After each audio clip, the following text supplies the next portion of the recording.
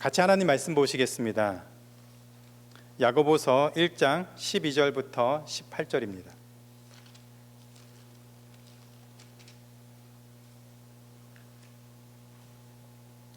야고보서 1장 12절부터 18절까지 제가 읽겠습니다. 시험을 참는 자는 복이 있나니 이는 시련을 견디어낸 자가 주께서 자기를 사랑하는 자들에게 약속하신 생명의 면류관을 얻을 것이기 때문이라. 사람이 시험을 받을 때에 내가 하나님께 시험을 받는다 하지 말지니 하나님은 악에게 시험을 받지도 아니하시고 친히 아무도 시험하지 아니하시느니라. 오직 각 사람이 시험을 받는 것은 자기 욕심에 끌려 미혹됨이니 욕심이 잉태한즉 죄를 낳고 죄가 장성한즉 사망을 낳느니라. 내 사랑하는 형제들아, 속지 말라. 온갖 좋은 은사와 온전한 선물이 다 위로부터 빛들의 아버지로부터 내려오나니 그는 변함도 없으시고 회전하는 그림자도 없으시니라. 그가 그 피조물 중에 우리로 한 첫 열매가 되게 하시려고 자기의 뜻에 따라 진리의 말씀으로 우리를 낳으셨느니라. 아멘. 살면서 어떤 문제나 또 어려운 일이 생기면 이것이 시험인지 아니면 유혹인지 어떻게 구분하십니까? 우리가 살아가다 보면은 어려운 상황들에 부딪히게 되는데 이것이 우리가 믿음을 가지고 견디고 나아가야 되는 시험인지 아니면 우리가 어떠한 잘못을 하거나 또 아니면 우리가 유혹을 당해서 빠져들 수 있는 그런 유혹인지 어떻게 구분할 수 있을까요? 시험이라고 하는 것은 통과가 목적이고 유혹은 넘어뜨리는 것이 목적입니다. 만약 살면서 우리가 살아가면서 일어나는 그런 시험이 일어난다면 힘들겠지만 그 시험을 잘 견디면 우리는 반드시 승리할 수 있고 그것을 넘어설 수 있습니다. 왜냐하면 시험의 목적이 통과를 하는 것에 있기 때문이죠. 그런데 우리에게 찾아온 어떤 고난과 그런 어려움들이 유혹이라면 통과하기가 쉽지 않습니다. 왜냐하면 유혹의 목적은 넘어뜨리는 것에 있는데 우리 안에 죄성이 있기 때문에 우리가 연약하기 때문에 그만큼 유혹에 빠지고 또 넘어지기가 쉽기 때문에 그렇습니다. 따라서 고난을 당할 때 이 고난이 우리가 이겨내고 승리해야만 하는 그런 시험인지 아니면 우리를 넘어뜨리는 유혹인지 그것을 분별할 수 있어야 합니다. 문제는 우리가 당하는 고난이 시험인지 유혹인지 구분하기가 참 어렵다는 데 있습니다. 분명히 비슷한 상황이고 똑같은 어려움인데 그것이 시험인지 우리가 테스트에서 넘어가야 되는 시험인지 아니면 우리를 실족하게 하고 넘어지게 만드는 유혹인지 그것을 구분하기가 참 어렵습니다. 야고보 사도는 우리가 당하는 고난이 시험인지 아니면 유혹인지 분별하고 승리할 수 있는 방법을 가르쳐주고 있습니다. 지피지기면 백전백승이라고 했죠. 적을 알고 나를 알면 모든 싸움에서 승리할 수 있다, 이길 수 있다라고 했습니다. 따라서 우리가 당하는 시험을 우리가 바로 이해하고 있으면, 잘 알고 있다면 그만큼 시험을 당할 때 지혜롭게 대처하고 반드시 승리할 수 있습니다. 이것을 위해서 야고보 사도는 세 가지를 우리에게 가르쳐주고 있습니다. 첫째는 시험은 복을 받는 길임을 알아야 됩니다. 시험은 복을 받는 길임을 알아야 합니다. 흩어져 있는 12지파에게 문화를 하면서 야고보 사도가 가장 먼저 꺼낸 주제가 시험이었습니다. 잠깐 인사를 나눈 다음에 바로 꺼낸 주제가 시험이었습니다. 믿음으로 인해 받는 고난이죠. 1장 2절에서 보면은 여러 가지 시험을 만나거든, 믿음의 여러 가지 시험을 당하거든 온전히 기쁘게 여기라고 했습니다. 그 방법에 대해서는 2주 전에 함께 나눴죠. 우리가 믿음의 시험을 통해서 인내를 배우게 되고 그 인내를 통해서 우리의 모습이 하나님 보시기에 더 구비되고 온전해서 더 성숙한 그리스도인으로서 이 땅을 살 수 있도록 준비하는 과정이 있기 때문에 우리가 시험을 만날 때 기뻐해야 된다라고 얘기를 했습니다. 그리고 나서 12절, 오늘 우리가 읽은 말씀 12절에서 다시 시험에 대한 얘기를 하고 있습니다. 이처럼 야고보서의 시작부터 시험에 대해서 몇 번씩 강조해서 얘기하는 것, 시작하자마자 시험 얘기부터 시작해서 계속해서 반복해서 얘기하는 것은 그 당시에 흩어져 있는 그리스도인들이 믿음을 지키기 위해서 살아가는 그 모든 삶의 정황 속에서 많은 어려움과 고통을 당하고 있었기 때문입니다. 그들이 얼마나 힘들고 얼마나 고통스러웠으면 야고보 사도가 그것을 알고 그들에게 그 시험에 대해서, 그 고통에 대해서, 믿음의 시련에 대해서 어떻게 살아야 되는지를 처음부터 계속해서 강조하고 있는 것이죠. 그만큼 그리스도인으로 사는 것이 어쩌면 고단하고 어려운 길일 수 있다는 것을 우리에게 말을 하고 있습니다. 그런데 이렇게 힘들고 어려워도 시험을 참고 견뎌야 하는 이유가 12절에 보니까 복을 받기 위해서라고 했습니다. 우리가 시험을 참으면 복을 받는다고 했습니다. 시험을 참으면 복을 받을 수 있습니다. 12절 후반부에 보면은 시험을 참는 자가 받는 복을 이렇게 설명합니다. 하나님을 사랑하는 자들에게 약속하신 생명의 면류관이라고 했습니다. 바로 구원을 의미하죠. 시험을 참는 자는 마침내 구원을 받을 수 있다라고 얘기를 합니다. 그리스도인이 믿음 때문에 고난을 당한다면 그 고난을 참고 견디고 그리고 마침내 이겨내면 생명의 면류관을 받을 수가 있습니다. 그런데 여기에서 그 생명의 면류관을 설명할 때 약속된 생명의 면류관이라는 말을 사용하고 있습니다. 약속된, promised, 약속된 생명의 면류관이라고 했습니다. 그 말은 우리가 고난을 잘 참았기 때문에 구원을 받는 것이 아니라 우리는 이미 구원받을 자로 하나님이 약속해 주셨고 하나님이 그렇게 말씀해 주셨기 때문에 고난을 참을 수 있는 것이고 그리고 반드시 구원을 받는 자리에 나아갈 수 있다는 얘기입니다. 잘 이해하셔야 됩니다. 우리가 예수 그리스도를 믿었을 때 우리의 구원은 이미 약속되었습니다. 하나님 우리를 구원해 주시겠다고 약속하셨습니다. 우리가 무엇인가를 해서 우리가 어떠한 것을 노력을 해서 그 구원을 이루어내는 것이 아니라 이미 예수 그리스도를 믿음으로 말미암아 우리는 구원받은 자라고 하는 약속을 받았습니다. 우리를 구원하시겠다고 하는 그 약속을 하나님이 우리에게 주셨고 우리가 무엇인가를 해서 그 약속을 얻어내는 것이 아니라 하나님이 하신 그 약속을 하나님이 지키신다는 얘기입니다. 그 말을 시험에 함께 생각해 본다면 우리가 시험을 당할 때에 하나님이 약속하신 그 구원을 이루시기 위해서 우리를 시험에서 이길 수 있도록 하나님이 지키시고 보호하시겠다는 얘기입니다. 따라서 우리가 그리스도인으로서 하나님의 구원의 약속을 믿고 우리가 당하는 그 시험을 견디고 이기게 되면 반드시 그렇게 될 텐데 그것은 하나님의 약속을 성취하는 것으로 우리에게 구원이 이루어진다는 얘기입니다. 따라서 우리가 당하는 고난은 믿음의 시험인데 이 시험은 통과를 전제로 한 시험이라는 것을 기억해야 됩니다. 우리가 그리스도인으로서 이 땅을 살 때에 어려움을 당할 수 있습니다. 고난을 당할 수 있습니다. 억울한 상황에 처할 수 있습니다.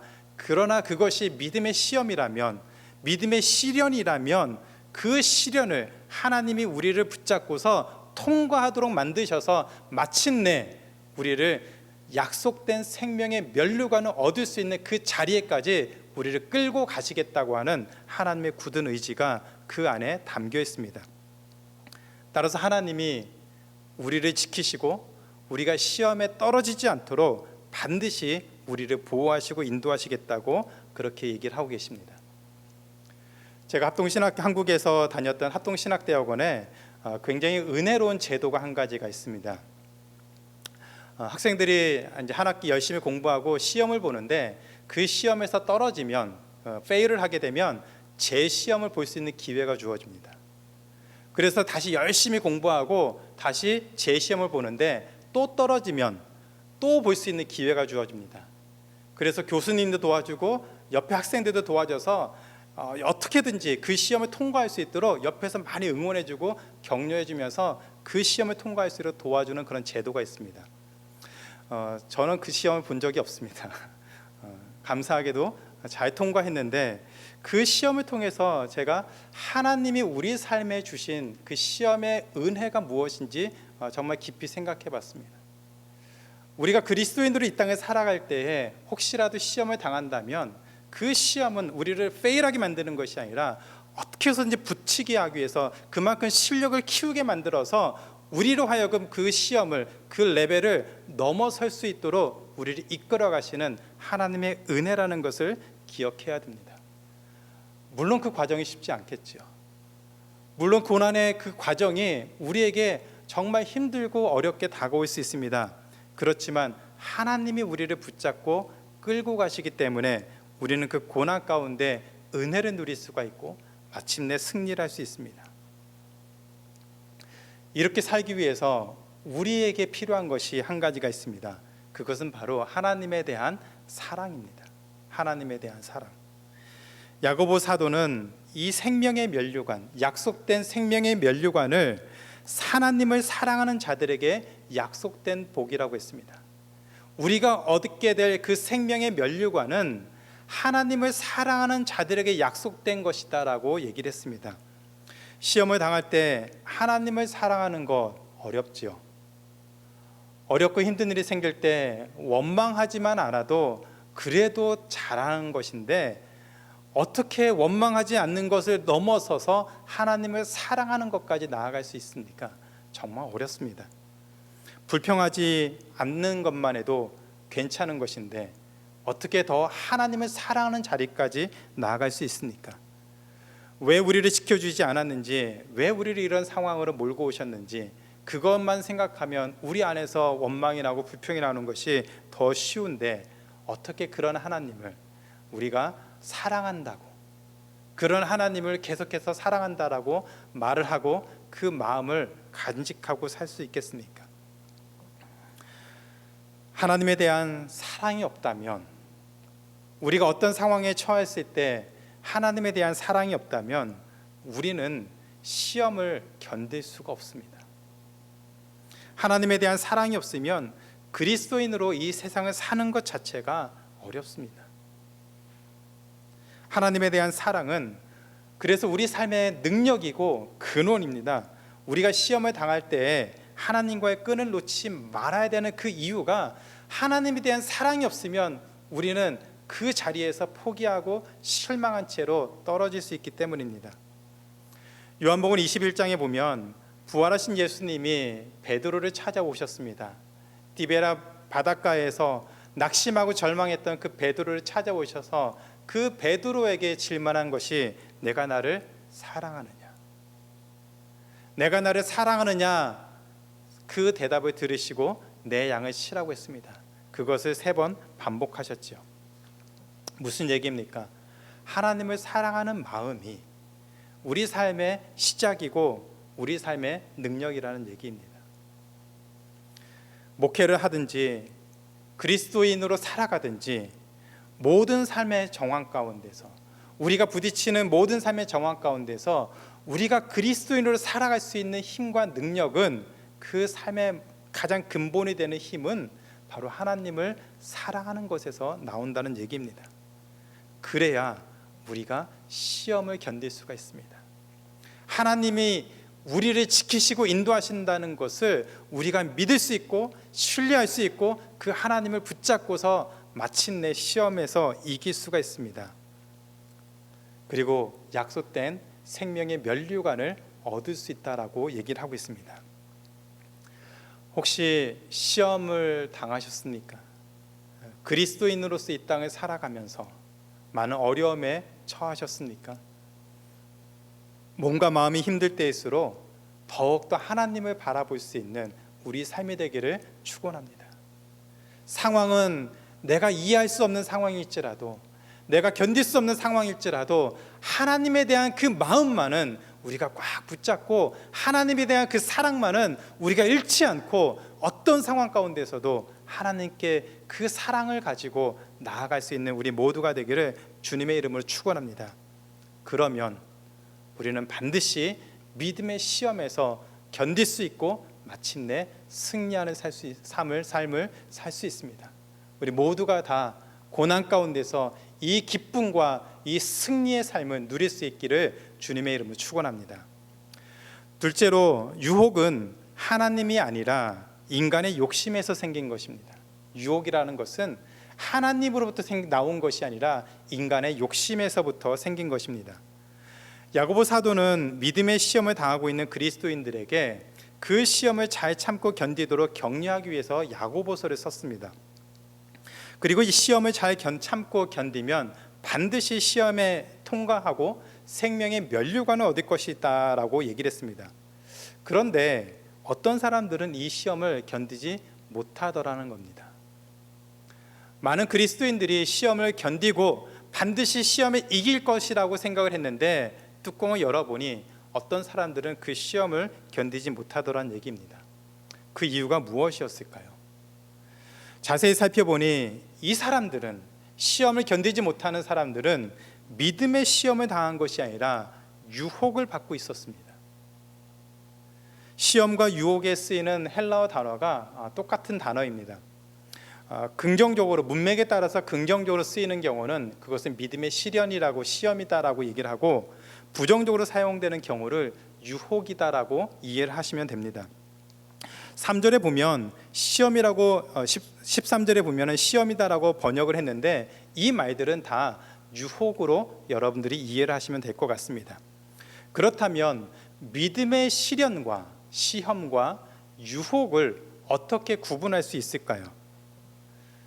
믿음의 시험을 당할 때 그 목적은 인내를 배우고 더욱 성숙한 그리스도인으로 우리가 자라는 것에 그 목적이 있습니다.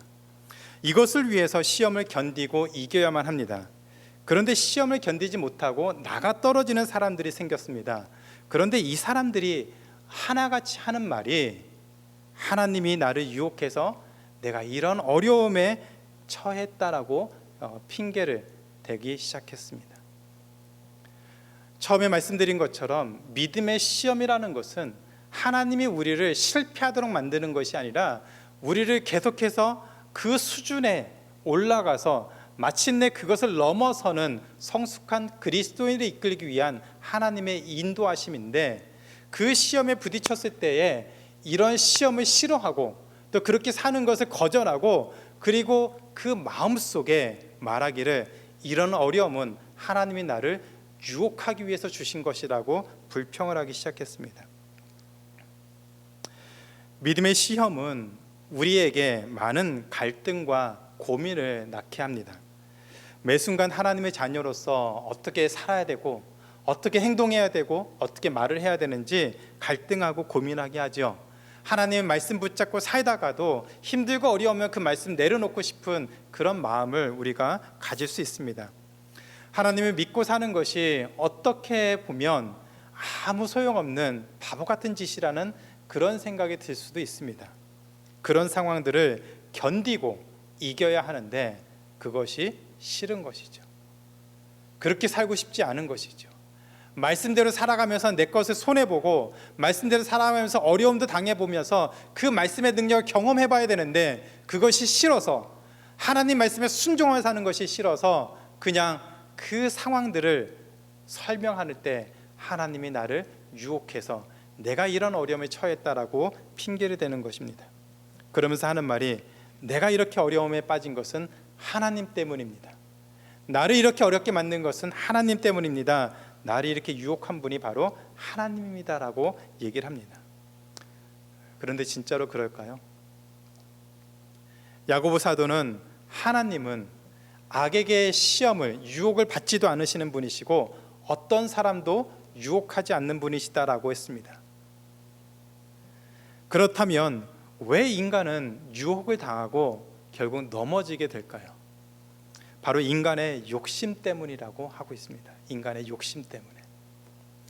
14절에 보면은 오직 각 사람이 유혹을 받는 것은 자기 욕심에 끌려 미혹되미니 욕심이 잉태한 즉 죄를 낳고 죄가 장성한 즉 사망을 낳는다고 했습니다.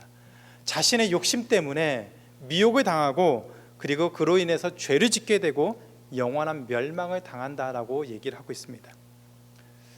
한번 우리의 모습을 돌아볼까요? 비즈니스나 아니면 가정의 어떤 중요한 일, 개인의 어떤 중요한 일을 결정할 때 기도하시죠. 기도하실 줄 압니다. 그리고 기도하셔야 됩니다. 그런데 기도하는 우리의 그런 마음과 모습들을 자세히 들여다보면 하나님의 뜻을 구하고 하나님이 기뻐하시는 것이 어떤 것인가 그거에 대해서 고민하기보다는 이미 우리 마음속에 답을 다 정해놓고 기도하는 경우가 많습니다. 하나님이 이거 하고 싶어요. 하나님 이렇게 될 수 있게 해주세요. 하나님 내가 원하는 거 하나님이 도와주셔야 됩니다.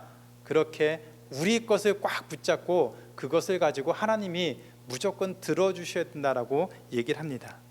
그리고 밀어붙이죠. 하나님이 방해만 하지 않으시면 좋겠다는 마음을 가질 수도 있습니다. 그렇게 해서 진행하다가 일이 잘 안 되면 하나님께 기도했는데 왜 일이 안 되느냐고 오히려 하나님께 책임을 돌릴 수 있습니다. 예를 들어서 결혼도 자기가 원하는 대로 하고 직장도 자신이 원하는 대로 다 결정하고 사업도 욕심부려서 무리하게 결정해서 어려움에 처한 다음에 하나님이 이렇게 만들었다라고 얘기를 하는 것과 같습니다. 세상 사람들처럼 성공하기 위해서 물불 안 가리며 그렇게 살다가 큰 어려움에 처했을 때 하나님이 우리를 이렇게 어렵게 했다라고 말한다면 그런 모습이 맞을까요? 아니겠죠. 남보다 더 갖고 싶어서, 남보다 더 높은 곳에 오르고 싶어서, 자신을 더 드러내고 싶어서 욕심내다가 유혹에 빠지는 것은 아닐까요? 이처럼 욕심을 내고 우리가 원하는 대로 결정하고 살다가 당하는 어려움은 하나님의 유혹이 아니라 우리의 욕심으로 생긴 유혹이다라고 얘기를 하고 있습니다. 그것은 하나님 책임이 아니라 우리가 잘못 생각하고 잘못 판단하고 우리의 욕심으로 이 모든 것들을 결정하고 이끌었기 때문에 결국 우리가 당하는 유혹의 결과입니다. 그런 삶의 결과는 죄를 짓는 것이고 영원한 심판을 당할 수 있다라고 얘기를 하고 있습니다. 그렇다면 이런 유혹에 빠지지 않기 위해서, 혹시 이런 유혹에 빠졌더라도 그 유혹으로부터 벗어나기 위해서 우리는 어떻게 해야 될까요? 우리가 연약해서 잘 살았으면 좋겠는데 때로는 우리도 실수하고 실패하고 또 유혹에 넘어가는 그런 모습으로 어떤 결정을 내렸을 때 그런 모습 때문에 고난을 당하고 있다면 어떻게 해야 될까요? 왜 우리에게 이런 고난이 생겼는지 우리의 모습을 돌아봐야 됩니다. 살다 보면 충분히 우리가 이해할 수 있는 그런 어려움들이 있을 수 있어요. 저도 그렇고 여러분도 그럴 줄 압니다. 잘못 판단할 수 있습니다. 욕심에 미혹당할 수 있습니다. 그때 그 책임이 하나님에게 있다라고 말하지 말고 그 책임을 회피하는 것이 아니라 우리가 그런 모습으로 살아왔다는 것을 인정하고 그런 모습들을 돌아보는 시간을 가져야만 합니다. 어려움이 생기면 그것이 믿음의 시련일 수도 있지만 우리 욕심으로 인해서 생긴 잘못된 결과일 수도 있습니다. 혹시 우리가 하는 그런 일들이 우리의 욕심에 이끌려서 나타난 그런 삶의 결과는 아닌지 우리의 모습들을 계속해서 점검하고 돌아보는 시간을 가져야 합니다. 그것을 위해서 기도해야 되죠. 영적 리더들의 도움을 구하고 함께 기도하면서 우리들의 삶의 모습들을 돌아보는 시간을 가져야 됩니다. 그래서 혹시라도 욕심에 이끌려서 살아온 인생이라면 그 모습을 회개하고 하나님께 나아가면 됩니다. 우리가 완전한 사람이어서 그런 실수를 안 하면 좋겠지만 우리가 완전한 사람이 아니기 때문에 우리는 그런 실수를 할 수 있습니다. 그때 그것을 깨닫고 하나님 앞에 그 모습을 가지고 그대로 나오시면 거기서부터 소망을 가질 수 있습니다. 그렇기 때문에 우리는 늘 자신을 돌아보면서 살아야 됩니다. 부부가 함께 서로를 돌아보며 서로 믿음에 서 있을 수 있도록 격려하고 힘을 쏟아야 됩니다. 자녀들이 믿음에 서 있을 수 있도록 부모가 격려하고 기도하면서 그들은 믿음으로 이끌어가면서 잘못된 길로 가지 않도록 조언해주고 사랑으로 이끌어줘야 합니다. 함께 신앙생활하는 성도들을 위해서도 혹시 누군가가 욕심 때문에 미혹을 당하고 있지는 않는지 돌아보면서 기도하고 격려해주면서 함께 이 길을 걸어갈 수 있도록 함께 가야 됩니다. 저는 홀로 길을 걸을 때 하나님께 이런 기도를 자주 합니다. 하나님, 잘 가고 있는 것입니까? 하나님, 제가 잘 살고 있는 것입니까? 문득문득 하나님 앞에 그런 기도를 합니다. 제가 내린 판단이, 제가 결정한 그것이 하나님이 기뻐하시는 것인지, 제가 그렇게 살아가고 있는 것인지, 지금 이 길이, 이 상황이 하나님이 저를 이끌어 가시는 그 상황이어서 잘 가고 있는 것인지, 아니면 제 욕심 때문에 유혹을 받아서 잘못된 판단을 내리고 뭔가 삐끗해서 다른 쪽으로 가고 있지는 않는 것인지 계속해서 기도하면서 물어보며 살아가고 있습니다. 여러분도 그렇게 기도하셨으면 좋겠습니다. 하루하루 여러분 홀로 계실 때, 잠자리에 누웠을 때 하루를 정리하면서 하나님, 제가 오늘 하루 잘 살아왔습니까? 하나님, 오늘 제가 하나님 뜻에 따라서 잘 살아왔습니까? 혹시 제 욕심에 이끌려서 잘못된 결정을 하진 않았습니까? 내가 무엇인가를 얻기 위해서 하나님의 뜻에 거슬리고 하나님의 뜻을 거스르고 내가 원하는 것을 얻기 위해서 달려오진 않았습니까? 하나님, 제가 잘 가고 있는 것입니까? 그 질문을 하나님께도 하고 우리 스스로에게도 할 수 있는, 그래서 유혹을 당하지 않고 혹시라도 유혹을 당했다면 그 유혹에서 빨리 벗어날 수 있는 우리 모두가 되기를 주님의 이름으로 축원합니다. 셋째로, 시험은 우리를 복음으로 살도록 이끕니다. 시험은 우리를 복음으로 살도록 이끕니다. 1장 16절에 보면 야고보 사도는 속지 말라고 했습니다. 무엇을 속지 말라는 것일까요? 우리가 고난을 당할 때 하나님이 우리를 유혹해서 실패하도록 만들었다는 그 말과 그 생각에 속지 말라는 얘기입니다. 하나님은 우리를 유혹하시는 분이 아닙니다. 정말 잘 기억하셔야 됩니다. 하나님은 절대로 우리를 유혹해서 우리를 넘어뜨리시는 분이 아닙니다. 하나님은 고난당할 때, 우리가 믿음의 시험을 당할 때 오히려 우리를 지켜주시는 분이시고 우리를 반드시 이끌고 하나님이 기뻐하시는 모습으로 살 수 있도록 도우시는 분이십니다. 그래서 야고보 사도는 그런 하나님을 17절에서 이렇게 설명하고 있습니다. 온갖 좋은 은사와 온전한 선물이 다 위로부터 빛들의 아버지로부터 내려오나니 그는 변함도 없으시고 회전하는 그림자도 없으시니라. 한마디로 말해서 하나님은 변덕쟁이가 아니라는 말입니다. 변함이 없으신 하나님이 온갖 좋은 것을 다 우리에게 주시기로 약속하셨습니다. 절대로 바꾸지 않으시는 그 하나님이 우리에게 온갖 좋은 것을 다 주시기로 약속하셨습니다. 그 약속의 핵심이 18절에 나와 있습니다. 18절, 그가 그 피조물 중에 우리로 한 첫 열매가 되게 하시려고 자기의 뜻에 따라 진리의 말씀으로 우리를 낳으셨다라고 했습니다. 온갖 좋은 것을 다 가지시고 변함이 없으신 하나님이 우리에게 약속한 것이 우리를 첫 열매가 되게 하는 거였습니다. 구약 율법에 의하면 첫 열매는 하나님께 속하는 것입니다. 농사를 지어서 첫 열매, 짐승을 키우면서 갖게 되는 첫 짐승, 새끼들, 그것은 다 하나님께 드리도록 되어 있습니다. 하나님은 우리를 첫 열매, 하나님의 소유로 삼기 위해서 우리를 부르셨다고 했습니다. 우리는 하나님의 것입니다. 그런 우리를 부르시는 것을 18절 후반절에 자기의 뜻에 따라 진리의 말씀으로 우리를 낳으셨다라고 표현하고 있습니다. 여기서 말하는 진리의 말씀이란 복음을 가리키는 것입니다. 복음을 가르칩니다.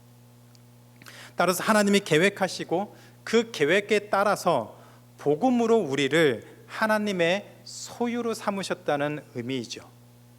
하나님의 말씀을 통해서 우리를 낳으셨고 우리를 하나님의 말씀을 통해서 소유 삼으셨다라고, 하나님의 것으로 삼으셨다라고 얘기를 하고 있습니다. 이 말씀에는 시험에 대해서 우리가 반드시 기억해야 될 내용이 있습니다. 우리가 시험을 당할 때에 반드시 기억해야 될 내용이 그 안에 들어가 있습니다. 우리가 하나님의 자녀로 사는 삶은 진리의 말씀인 복음을 통해서 드러난다는 점입니다. 우리가 하나님의 자녀로 이 땅을 살 때 우리의 모습은 궁극적으로 하나님의 말씀을 통해서 우리의 모습이 세상에 드러난다는 얘기입니다. 우리 삶 가운데 복음의 능력이 나타나는데 그 대표적인 삶의 상황이 시험입니다. 그래서 시험을 당할 때 그 시험을 이기기 위해서 진리의 말씀인 복음을 붙들면서 살아야 됩니다. 우리가 어려움에 처할 때 그 시험을 이기기 위해서 우리는 하나님의 말씀을 붙들어야 되는데 그 말씀에 붙들지 못하면 시험에서 삐걱거리고 실패할 수 있고 좌절할 수 있다는 얘기입니다. 우리는 이미 진리의 말씀을 통해서 다시 태어난 존재입니다.